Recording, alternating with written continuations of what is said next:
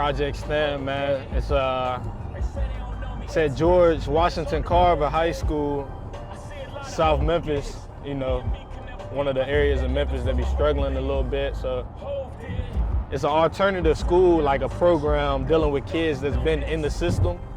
And so this is kind of like their last chance to get it right. So Project STEM, they take these kids that's been in and out the system and they try to introduce them to new things in life. So I'm excited. Some of these kids just need an extra boost of like encouragement, you know, so that they know that these opportunities are possible in their life and that their current circumstances doesn't define what they possibly can go achieve. And even if they messed up in the past, they still here today, which means they got another chance to get it right, you know what I'm saying? So it's all about opportunity, man. It's easy to talk to kids that already get it, you know what I'm saying?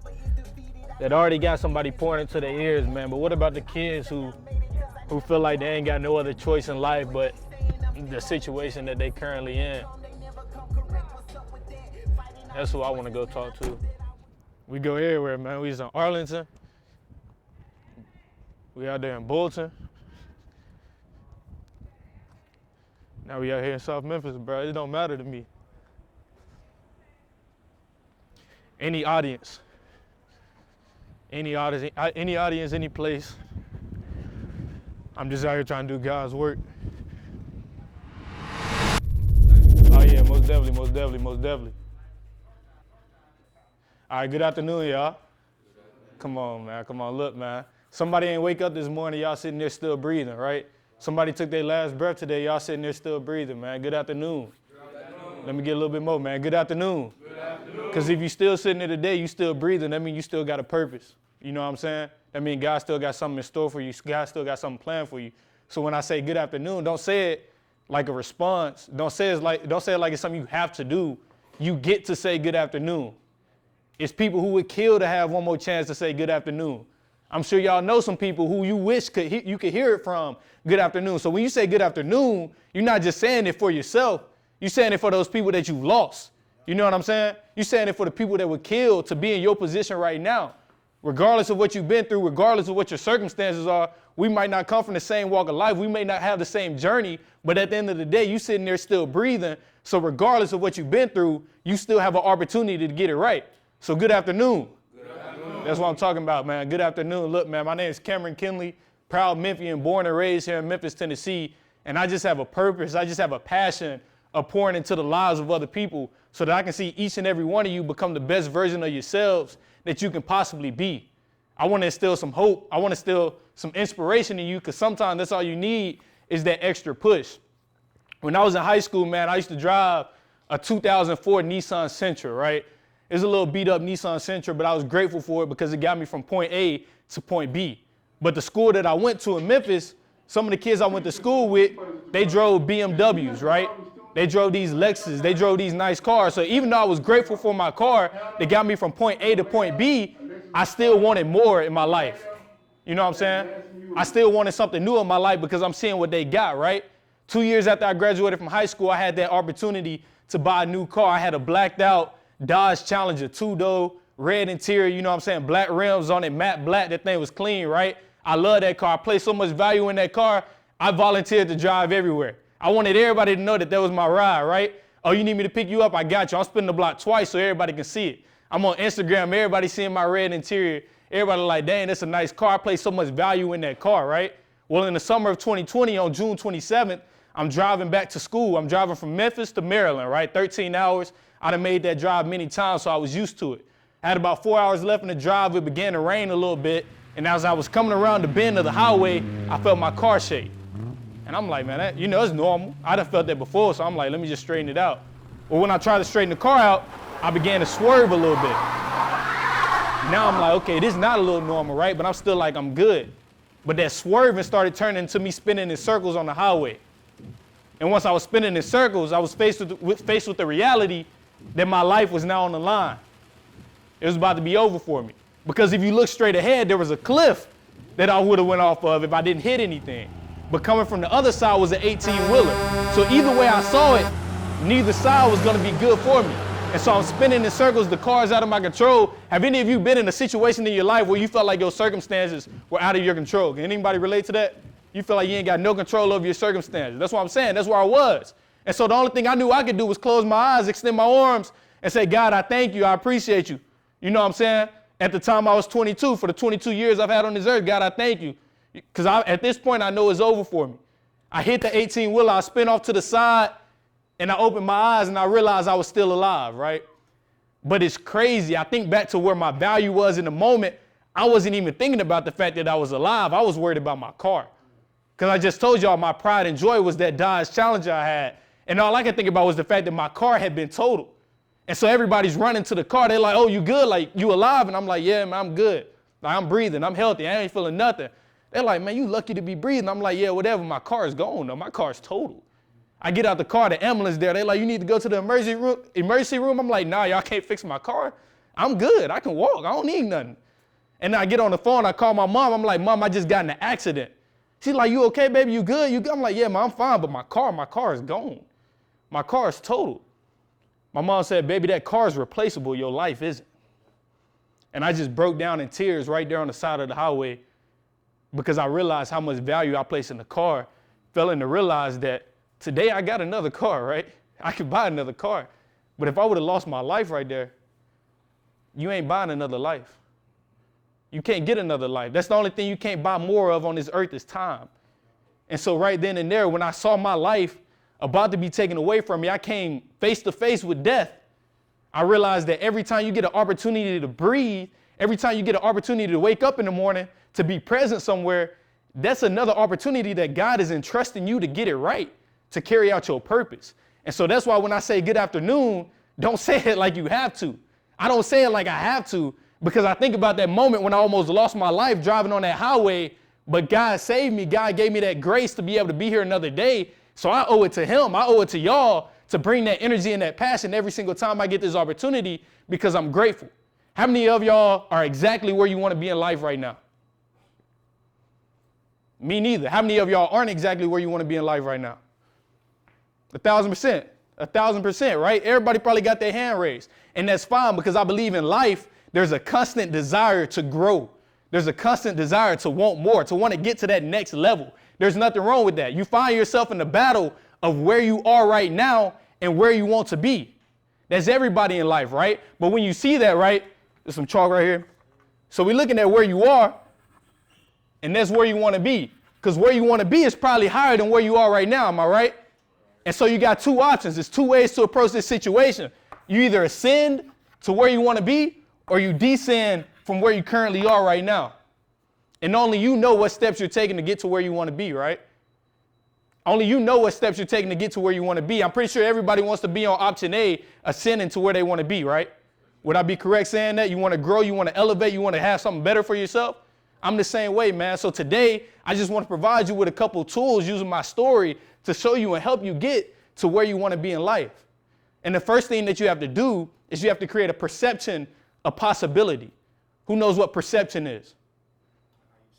Exactly. Perception, how you see something. Because how do you think you see the world? You think you see the world with your eyes? Who in here thinks you see the world with your eyes? Be real. You think you see the world with your eyes? So what you see it with? Your mind. Exactly. Your thoughts. You see the world with your thoughts. Perception of possibility. So what you believe is possible is ultimately going to be possible, right? So if you place limits on yourself in this world, then guess what's going to happen? You're going to have them limits on you, right? It's so many times I ask people, what are their dreams? What are their goals? And they start telling me, yo, I want to be this, but I want to be this, but I don't, you know what I'm saying? I don't know if I can do it, or I don't have the credentials to do it, or my background doesn't go to that. You know what I'm saying? I don't know the people for it. I said, I didn't ask you what's up against you.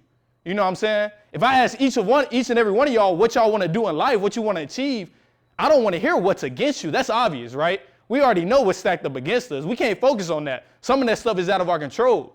I just ask what you want to do, what you want to be. Because once you've identified what you want to achieve in life, you can now create a perception of possibility to make that come true. That makes sense? And so you got to believe in yourself. You got to have that faith. If you don't have that faith, then it will never happen for you. If you get into a car, and I'm talking about a regular car, I'm not talking about a Tesla or electric car. You get into a car, ain't got no gas in it. Where you going? You ain't going nowhere, right? And so that faith, that perception of possibility is you putting gas into your car so that you can move forward. You got to be able to move forward. You got to be able to believe in yourself. Because if you don't believe it can happen, it's never going to come true. I played college football at the Naval Academy. In 2020, it was the Army-Navy game. Biggest rivalry in college football, man. 2020, this is my last college game. I'm watching the game from the sideline. Earlier that season, I had lost my starting job. And so as I'm watching the seconds tick off the clock in the fourth quarter, I'm watching the seconds tick off the clock of my 18-year football career. That's where I was. That was my current circumstance. Wasn't anything I could do about that. It wasn't anything that was going to put more time on the scoreboard. It wasn't anything that was going to get me more college games. It was over for me. That was my reality. But I also knew where I wanted to be. If I wanted to play more football, there was only one option to go play beyond college. What's that? The NFL. That's the only other option. But I started thinking about the statistics. I started thinking about the less than 1% or 2% that they say make it to the NFL. I started thinking about the fact that I lost my starting job, that I wasn't all conference, didn't have the accolades. I started thinking about all those negative things that had me thinking I can't go achieve this goal. If it hadn't been for other people pouring into my life, pouring some belief into me, I would have been stuck in my negative thoughts. See, sometimes you got to take out those negative thoughts and replace it with thoughts of positivity and possibility. You know what I'm saying? If you want to go achieve what you want to achieve. And so what it ultimately came down to, I silenced those negative thoughts of everything that was up against me, and I decided to chase a dream, even though everything was stacked against me, and I signed an NFL contract with the defending Super Bowl champions, the Tampa Bay Buccaneers. You know what I'm saying? I'm not telling you what I've heard. I'm telling you what I know. I appreciate that, because I don't want y'all to think I'm just up here talking. I'm not up here to tell you how to go make $10 million, because I don't have $10 million. I'm not going to tell you something I never walked, but I've walked that life of wanting to achieve something in my life, but overcoming that hurdle of fear, overcoming that hurdle of doubt, overcoming that hurdle of everything being stacked up against me. I overcame that so that I could go get to where I wanted to be, signing an NFL contract. But I'd be lying to you if I said believing in yourself is enough. I'd be setting you up for failure if I said believing in God is enough. Because the Bible says faith without works is dead. You can have all the faith in the world, but if you don't take action towards what you want to do, your dreams and your goals are just an idea. You got to take steps towards it. You know what I'm saying? I gave you that metaphor. I gave you that analogy to a car. You putting gas into the car so you can fill it up so that you can go. But if you have a full tank of gas, but you never press that pedal to go forward, now you're just sitting on full. You're sitting on potential. Some of y'all in here are sitting on a full tank of potential because you won't press that gas to go forward. And you know that's you. If it's you, you know that's you. You got all this potential in the world, but you won't press that gas to go forward. So after you create that perception of possibility that we talked about, believing that it's something better for you, believing that you can achieve your goals or your dreams, believing that you can make it happen, step 2 is take action. And there's 2 variables to taking action. It's you and it's the people you surround yourself with. You weren't expecting the second one. It's you and the people you surround yourself with. Yeah, your dreams and your goals depend on you and the people you surround yourself with. So it's like, okay, Cameron, the people I surround myself with, how do I know if I'm surrounding myself with the right people? Are they bringing any value into your life? You've identified this goal. You identified where you want to go. Are they helping you get there? Or are they holding you back? Do they have dreams? Do they have goals? Are they trying to achieve something? Or are they comfortable where they're at? And if you're comfortable where you're at, and they are, then hang around them. That's cool. But if you say you want to go somewhere, you say you want to be successful, you say you want to create a better life for yourself, but you hanging around people that don't want to see you do that, are you hanging around the right people? No, exactly. And it doesn't matter what kind of position that person has in their life. In high school, man, we had a janitor. I used to work maintenance in the summer. We had a janitor. His name was Mr. Reggie, right? Mr. Reggie, old school guy, always wear these black shades, wear this hat, old school fro, earphones, janitor, right? It wasn't a day that went by that I saw Mr. Reggie and he didn't ask how I was doing and greeted me with a smile. Janitor. Could have easily been negative every day and hated his job. It wasn't a day that went by that Mr. Reggie wasn't positive. And so you know what that taught me? It don't matter what your circumstances are, there's always joy somewhere. There's always joy somewhere. Y'all are sitting here alive, breathing, man. That's a blessing. You may not be where you want to be in life, but that's fine. You're alive and you're breathing. That's a blessing because that means you have another chance to get it right. You know what I'm saying? And so when it comes to gaining value from other people, it don't matter if they're a janitor, it don't matter if they're a president, it don't matter if they're a business owner, I don't care about any of that. Are they bringing value into your life? Because you got to have people that pour into you if you want to see your dreams come true. When I was a sophomore at the Naval Academy, the office is open to run for class president and stuff like that, right? And I had been class president in high school, but I was a little nervous about this one. So I hit my mom up. I was like, you know, they said this opportunity is available, but I don't know if I want to go for it. And she was like, why not? Why wouldn't you go for it? Why wouldn't you take advantage of that opportunity? And I said, because I'm scared I'm going to lose. Who in here has been scared of losing and failing in their life so they ain't go after something? Thank you. Thank you for being honest. It's everybody, right? We've all been in a position like that where we've been scared to go after something because we didn't want to see failure. We didn't want to see people talk about us. And when I told my mom that's what I was scared of, and she was like, you know what your answer is, then you got to go after it. And despite the fact that I really didn't know too many people in my grade other than the football team, I went after this goal, I went after this dream. And not only did I didn't run for class president because I was still a little scared. I ran for vice president, but I ended up winning that. And then later I ended up getting promoted to class president. Because if you don't know, you know now what God has for you is for you. It's already written. God already got a plan for your life, but it's up to you to take the steps forward. Too many times we leave something up to grabs because we don't take that step forward, when in reality, it already got your name written on it. That business you want to own already got your name written on it. It's your name already on the building. That college you want to get to, it already got your acceptance letter ready.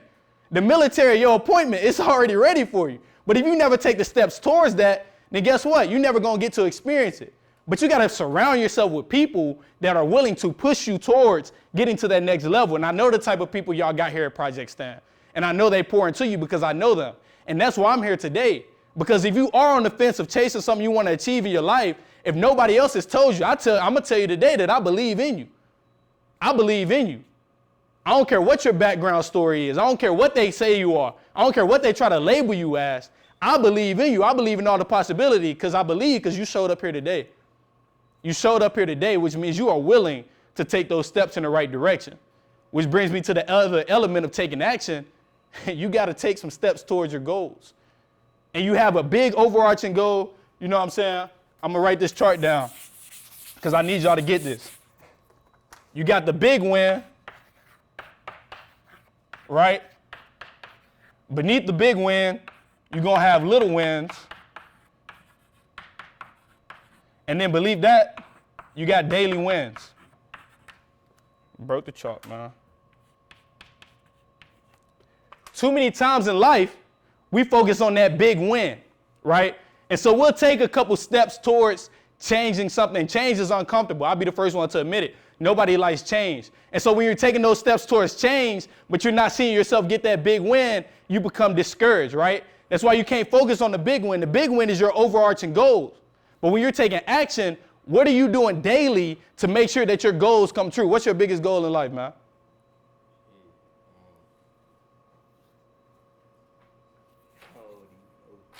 What's your biggest goal? Going to college. So what are 3 things that you do daily to make that happen? Going to school, what else?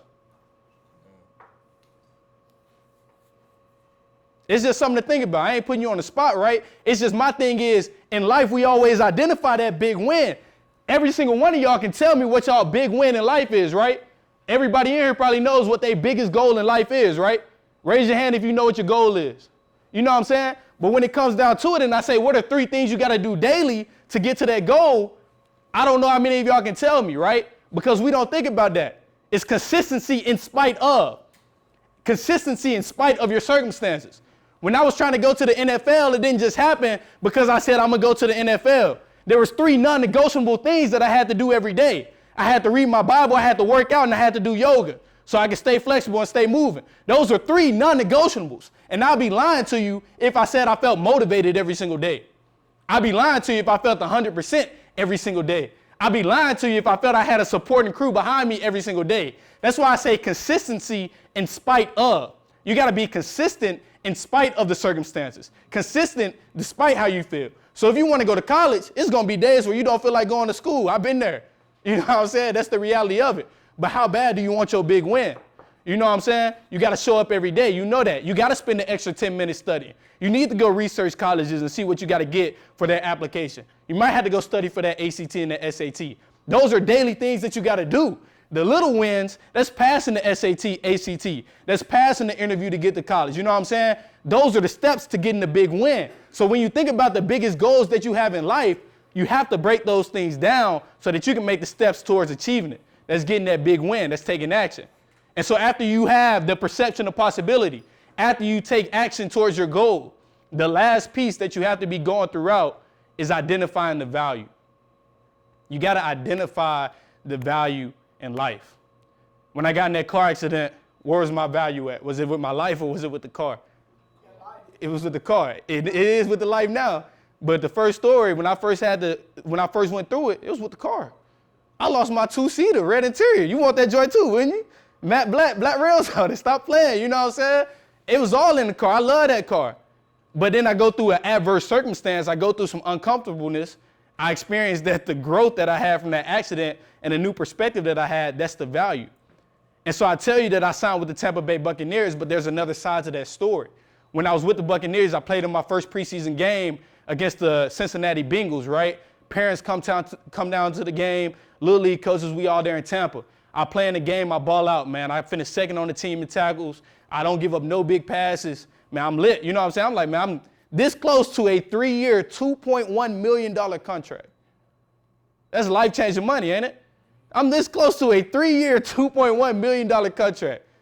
I'm this close to buying that dream car, buying that dream house, having the clout. You know what I'm saying? Getting the custom chain. I'm this close to all of that, right?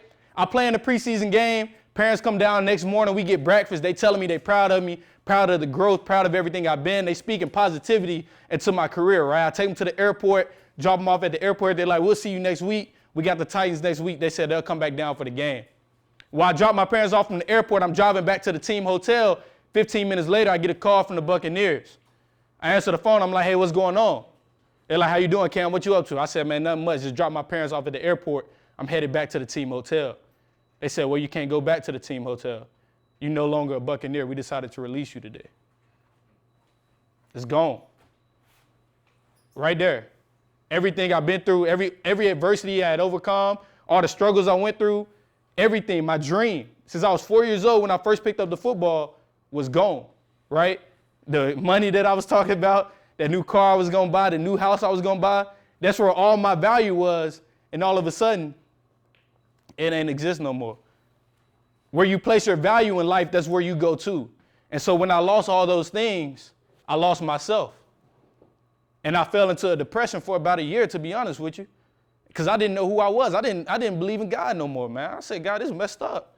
You told me you had this for me, and now here I am, and you take it away. What's going on? I don't want to talk to nobody. I don't want to be associated with anybody, right? I got a call from Dr. Terrell. She said, hey, I want you to come speak to my students at Project Stand. This is a true story, man. I'm not going to make this up. She said, I want you to come speak to my students at Project Stand. And this is why I'm so passionate every time that I get to come back here and talk to you all. Because when she called me to come speak to y'all, I got in my car, and as I'm driving over here, man, I'm getting goosebumps. I'm getting butterflies in my stomach. Same stuff I used to feel before I played a football game in the locker room. I'm like, what I'm feeling nervous for? I'm excited, but I'm nervous. I'm like, this is weird. And I used to always talk, but this is really my first time talking in front of people for real. I'm like, man, I'm nervous a little bit. And then I get here, and I walk into the classroom, man, and I see eyes that look the same as y'all. I see young men desiring something for more in their life. I see young men where they currently are, but they know where they want to be. Hungry. Just wanting to change, wanting something different. But they just a little lost, just don't know where to go because they've heard all these different things about what they can and can't do in their life. I said, man, here I am. May come from a different walk of life, but I'm coming from the same city. I'm still a black man in America, right? Still a minority in America that's gone through the odds, that had to go fight for my dreams on national TV because the Navy said I couldn't go play in the NFL. Went face to face with the military. Went face to face with the statistics saying I couldn't make it. I said, man, sometimes in life, all you need is that extra nudge. And I told them the same story that I'm just now telling you, but at that moment, everything clicked for me. I realized that God took me through that whole journey of trying to get to where I want to be to help other people get to where they want to be, because it's not about the destination.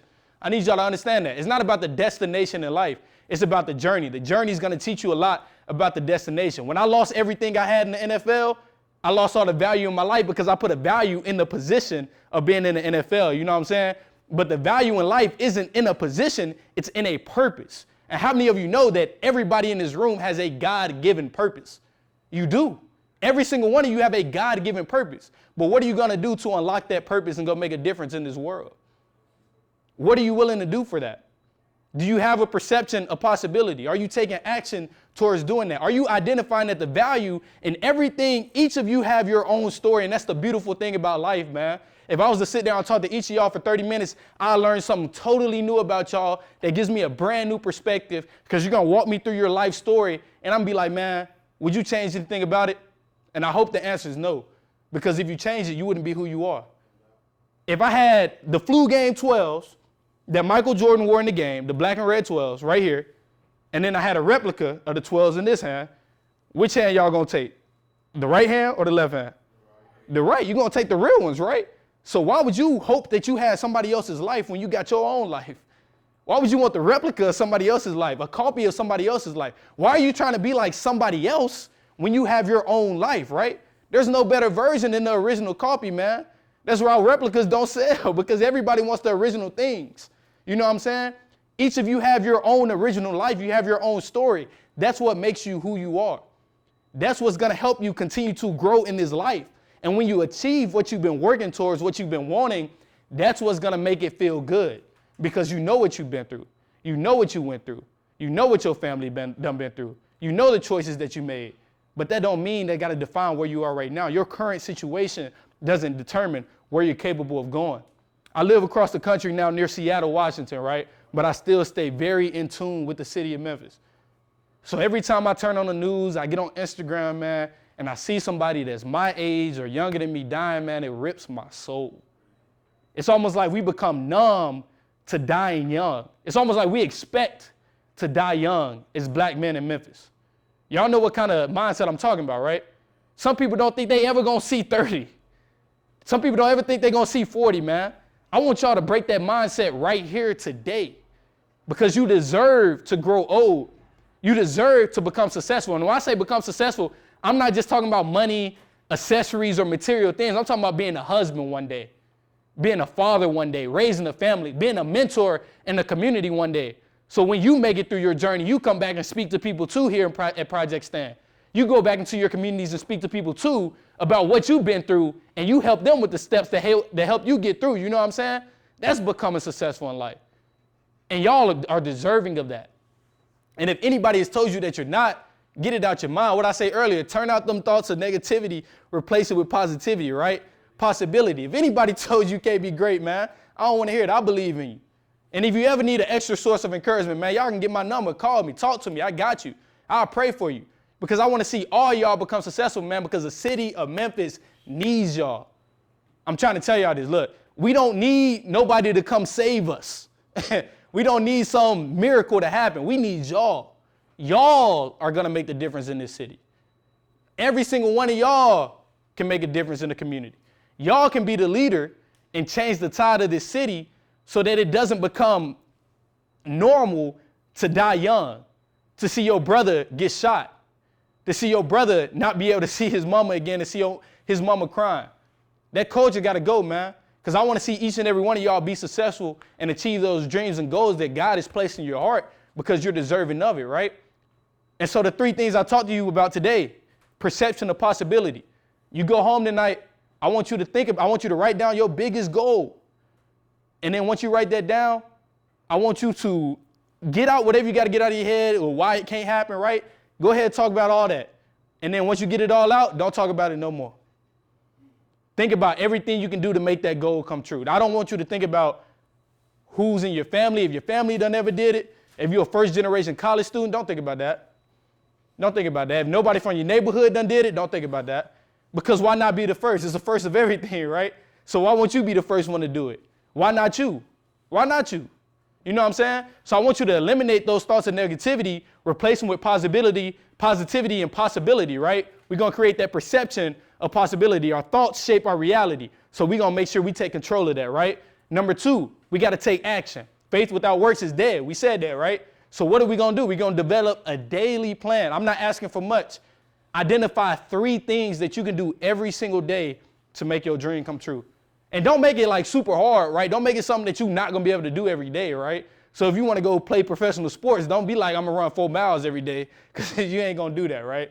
Just think about 3 little things that you can do, non-negotiable. I don't care what the weather is outside. I don't care how you feeling. I don't care what happened. You're doing those 3 things daily. That's the second thing we're going to do when we get home, because that's going to help us get that big win. Lastly, I want you to reflect back on your personal journey in your life. Everybody has a story, man. I do this probably every 3 months. I literally go through my life and I just write down stories that come to mind, and I take the value and the lesson from each of those stories, good and bad. I'm talking about, look, car accident, I almost lost my life. But that's a valuable story for me. You know what I'm saying? I wouldn't change anything about that. I wouldn't change anything about getting cut from the Buccaneers, because I wouldn't be in front of you right now, sharing this story, getting this new fulfillment, helping you out. And so I want you to go through your life's journey, look at the stories, look at the tough situations you've been in that you didn't think you were going to make it through, but God brought you through it, right? Think about all those situations. Think about all those bad choices, good choices you made, and I want you to identify the value in those stories. And I promise you have a new perspective of your life once you do that. You're not going to look at it as what happened to you. You're going to look at it as what happened for you. You know what I'm saying? Amen. You're going to look at it as what happened for you, because you wouldn't be who you are today if you didn't go through it. So be grateful for it. Be grateful for them circumstances. So those are the 3 things I want to leave you with, man. I appreciate y'all for being in tune. The ones who took notes, appreciate you for that. Eye contact, I appreciate that, man. Like, for real. Like, I'm here for y'all. If y'all need me, I'll give y'all my number. Hit me up, right? Because I want to see y'all succeed. I want to be there for y'all, and I want to help y'all get to where you want to go. Because I'm just 23 years old, man. I'm not that older than most of y'all in here. You know what I'm saying? I graduated high school 5 years ago, so I've been in the shoes. And I just know it's a journey ahead of you. And you're going to face adversity. You're going to face difficult times. But just know that you're also capable of overcoming it. And if nobody else has told you, and I'm sure they have, though, I'm going to tell you you're capable of overcoming it. You know what I'm saying? Appreciate y'all, man. Appreciate you. So, y'all got any questions? Yeah, I got you. I'll write on the board.